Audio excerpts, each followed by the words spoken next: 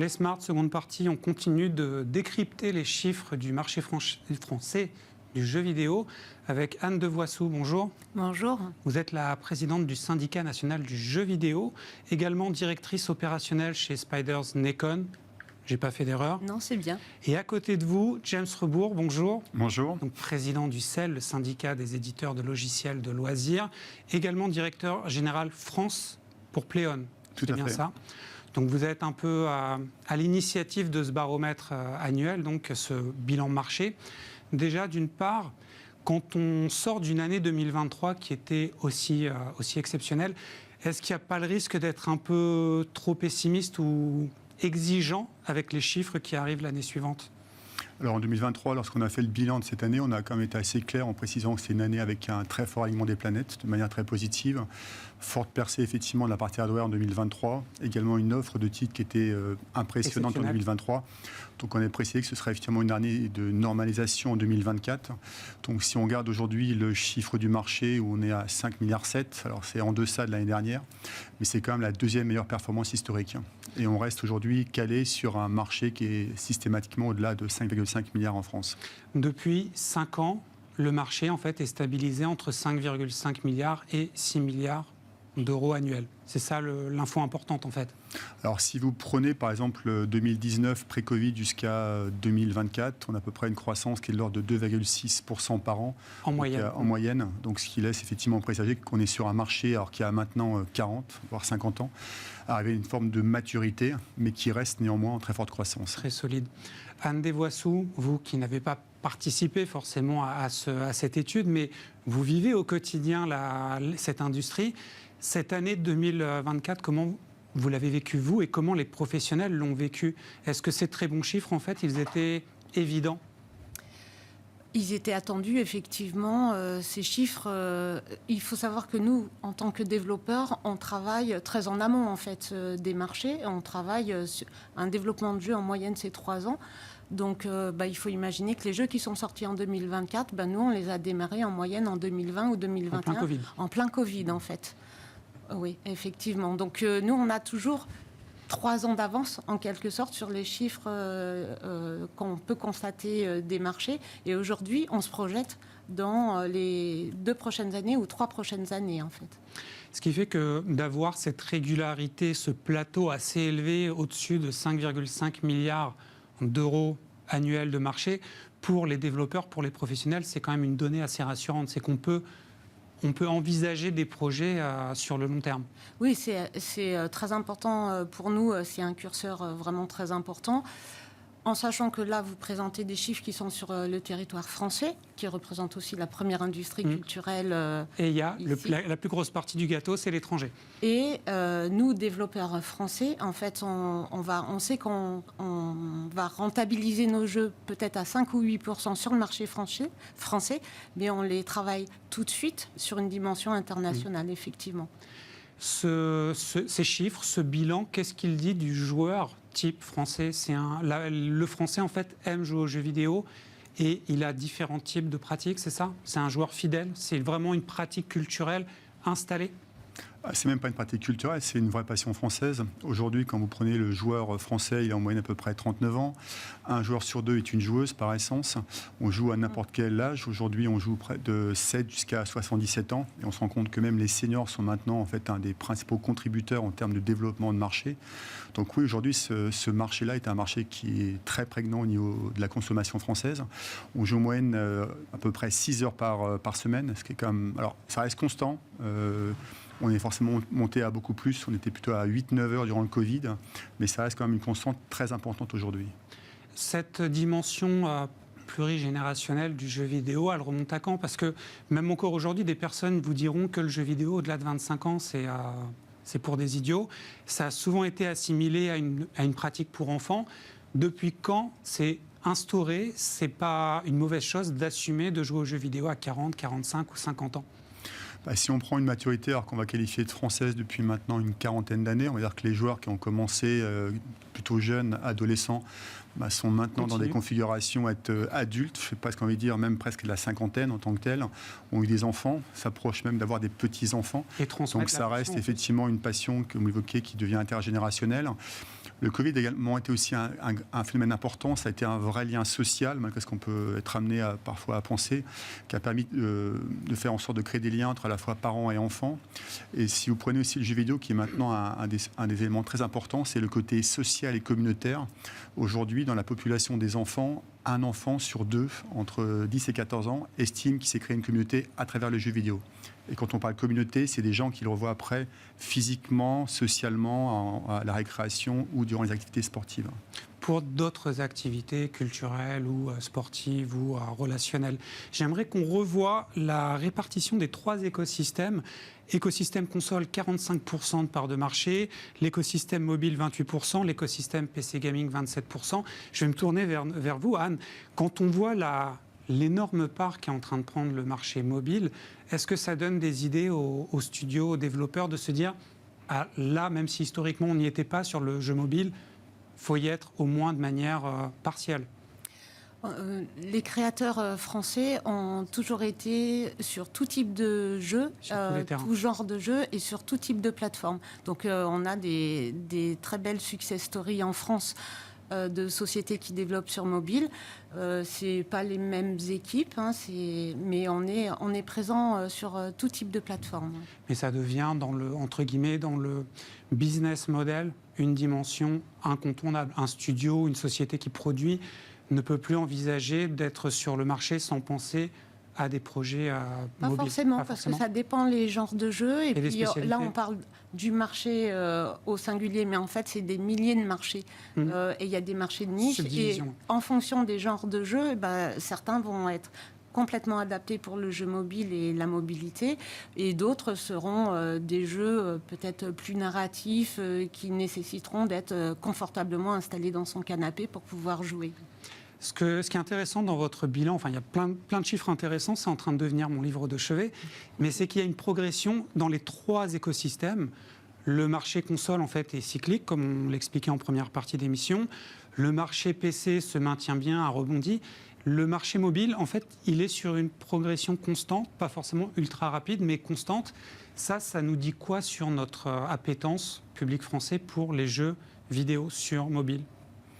Alors, pour expliquer aussi la forte percée qu'on peut avoir en 24, ça peut aussi être corrélé à une offre un peu moins forte sur un univers à la fois console et PC sur 2024 en termes de jeux.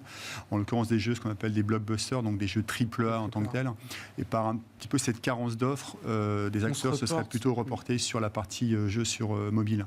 Ce qu'il faut vraiment appréhender, c'est que le joueur a une consommation qui est totalement disparate. Enfin, comme l'a évoqué Anne, on apprécie parfois de jouer avec un temps consacré qui va être de 1 heure à 2 heures devant un écran PC ou devant son écran de télévision. Et après, on va faire ce qu'on appelle chez nous du snacking gaming. On va être amené à consommer un jeu sur mobile durant un temps de transport ou un temps d'attente lors d'un rendez-vous. Ça, c'est vraiment un point important. Et l'autre élément aussi à appréhender dans la partie jeux sur mobile, c'est des modèles économiques qui sont quand même résolument différents de ce qu'on peut trouver aujourd'hui dans le jeu console et PC. En jeu sur mobile, 99% en fait, des ventes se font sur des jeux qui sont en freemium, c'est-à-dire un téléchargement gratuit. Et après, pour pouvoir être amené à débloquer des options, augmenter votre statut, votre niveau d'expérience, vous allez acheter du contenu additionnel. Et c'est là-dessus que se développe aujourd'hui ce type de marché. Donc la logique économique, pas seulement en termes de production, mais également sur la partie marketing. Fidélisation. Ce qu'on appelle effectivement chez nous le triptyque ARM, acquisition, rétention, monétisation, c'est assez particulier. Ça correspond à une forme de gestion qui est un peu différente de l'univers console et PC. Ce que vous dites, c'est techniquement, on peut comprendre qu'une même personne peut être à la fois concernée par les 3 écosystèmes, ou au moins 2, console plus mobile, ou vous acquiescez. C'est que c'est exactement ça. Le consommateur aujourd'hui, le passionné de jeux vidéo, va jouer peut-être sur console chez lui au calme, et dans les temps de transport, plutôt que de lire un livre, va peut-être jouer sur son mobile. C'est ça le... Alors, si vous prenez aujourd'hui l'étude que l'on fait, alors on a une étude qui est celle en mars, qui est le bilan de l'année, mais on fait également l'étude sur les pratiques du jeu vidéo, qui tombe plutôt en octobre, au moment de la Paris Games Week. On étudie le comportement des joueurs, et aujourd'hui, les joueurs ont une possession de 2,2 appareils de jeu, donc de support de jeu. Donc ils peuvent être à la fois en smartphone et console, smartphone et PC, même parfois PC et uniquement console. Multiconsole. Donc cette dimension d'extrême porosité fait que le joueur veut avoir différents types d'expériences à différents moments de sa journée ou de sa semaine. Si on regarde dans dans les chiffres un peu plus de détails, dans les pratiques, je vois qu'il y a le streaming qui est encore une petite part, je crois que c'est 122 millions d'euros de marché. Ces plateformes qui vont diffuser, vous n'êtes pas totalement sûr pour le chiffre. Si, non, en tout cas, c'est très minoritaire, mais c'est en train de monter. Les plateformes de streaming qui vont proposer à leurs clients des jeux vidéo, c'est quelque chose qui est amené à prendre encore plus de place. Vous pensez que dans 10 ans, ça occupera une part du gâteau plus importante ? Si vous prenez aujourd'hui la partie streaming, elle existe depuis maintenant une dizaine d'années, alors avec le besoin de créer des valeurs d'usage. C'est un marché qui est en croissance, mais qui était attendu avec à un moment une plus forte croissance. Donc si vous regardez également aussi l'étude qui a été montrée, c'est qu'on est aujourd'hui sur une consommation de jeux complets, alors je parle bien univers PC console, qui est encore aujourd'hui très très très forte. C'est le plus gros bien évidemment de la consommation des joueurs. Et souvent les joueurs dans leur pratique jouent à 1 ou 2 jeux ou 3 jeux. En fait, dans l'univers PC console, on est vraiment sur ce qu'on appelle de la rejouabilité, l'anglicisme replay value, où le joueur va s'intéresser à une franchise très forte et il va y jouer avec à la fois l'ensemble de ses partenaires de communauté et va s'inscrire dedans. Donc la partie streaming est plutôt faite pour des profils de gens qui veulent avoir un catalogue très large, goûter à plein d'expériences de jeu de manière beaucoup plus disparate. Picorer un peu les jeux. Tout à fait, oui. Parce que là, quand vous parlez justement de cette consommation de 1, 2, 3 jeux en simultané, on s'adresse peut-être à un studio comme le vôtre, Spiders, par exemple, un jeu comme Greedfall. Ça, c'est un jeu, si on se lance, on essaye de le finir un peu comme on ferait une série télévisée. Mais une fois qu'on l'a terminé, peut-être après 60, 70 heures de jeu, on passe à autre chose. C'est une autre forme de consommation que le streaming. Alors, le jeu vidéo, c'est raconter une histoire. Donc, et tout genre de jeu, c'est raconter une histoire.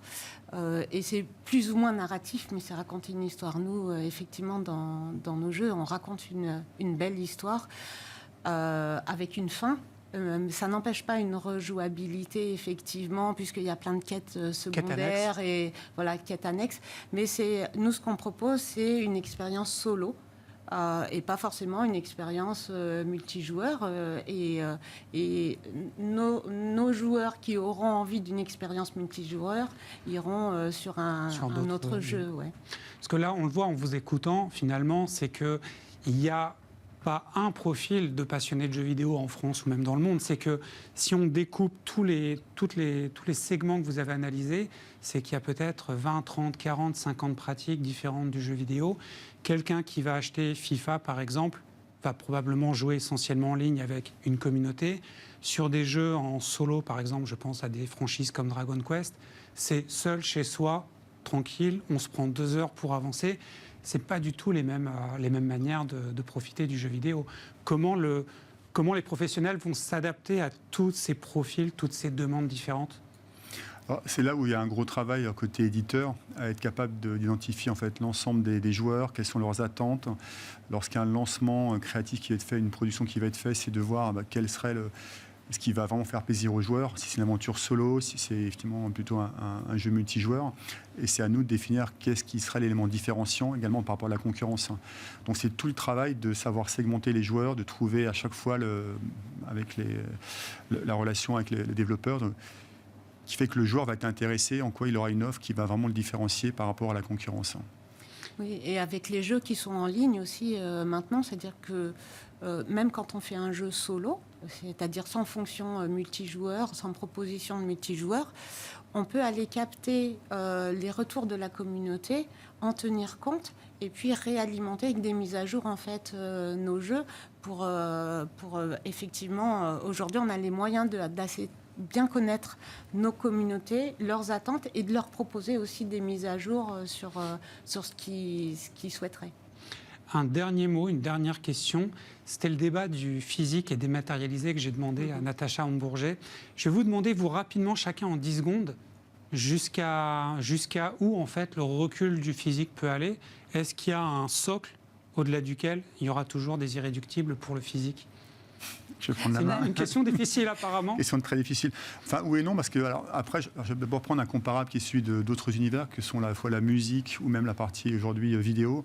On se rend compte que la musique qui a commencé beaucoup plus tôt, son virage technologique. Première industrie créative à se digitaliser. À avoir été impactée et sans avoir été préparée. Alors que si vous prenez le jeu vidéo, nous, on est né il y a 40 ans avec la technologie, donc on vit avec, c'est pour nous une constante permanente. Et quand vous prenez la musique, elle a atteint aujourd'hui un effet, ce qu'on appelle plafond, donc elle se cale. Et il y a même un redémarrage si vous prenez aujourd'hui Vous prenez l'exemple des vinyles, par exemple. Les vinyles et même encore un peu aussi aujourd'hui des CD. Donc si vous revenez sur la partie aujourd'hui, ce qu'on appelle physique, alors je vais prendre le cas de la France, sur un jeu complet, parce que là je vais parler de comparable, on est sur une base, 40% est vendu en physique, 60% est vendu en digital. Et lorsque vous lancez un nouveau jeu, donc là où il y a le plus gros de la demande en termes de valeur, on est même sur des configurations parfois à plus de physique. Donc il y a vraiment cette quête de la valeur du collector, c'est ça qui devient en compte. Et il y a un travail des acteurs qui aujourd'hui... Je vais devoir mettre fin à cette émission puisqu'on arrive au bout du timing. On vous réinvitera tous les deux, forcément, il y a plein de choses à raconter sur cette industrie. Je vais profiter de la fin de cette émission pour remercier Mathieu Meffre qui a validé ce projet et qui a décidé de l'accompagner. Je remercie aussi Angèle qui était à la réalisation, Alexis au son, Sybille à l'édition et Juliette qui s'est occupée de l'accueil invité.